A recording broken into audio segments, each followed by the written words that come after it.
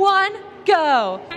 And we're off with our tiebreaker match, and we see 3 of the 4 robots moving on the field. With team 22067, Red Shift already has one in the high basket for the Red Alliance, attempting to potentially pick up another sample for their team, for their alliance.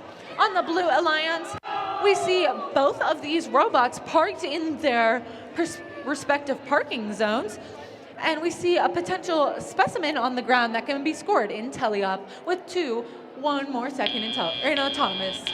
Drivers, pick up your controllers. 3, 2, 1. Coming out of this autonomous period, Blue has 7 points and Red has 16.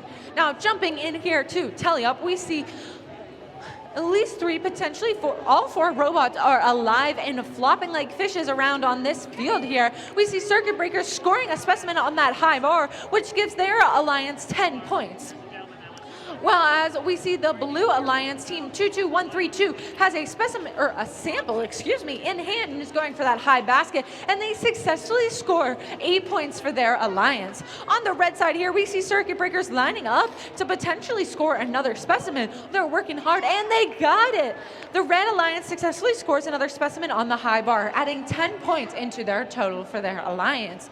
We see on the Red Alliance team 22067, Red Shift is moving around there. Looks like they're lining up with some of the samples. On the Blue Alliance, though, we see team 17994 scoring yet another sample into that high bin, with their alliance partner right behind them, 22132, and they score another sample in that high bin. That's great teamwork there, coordinating together to score.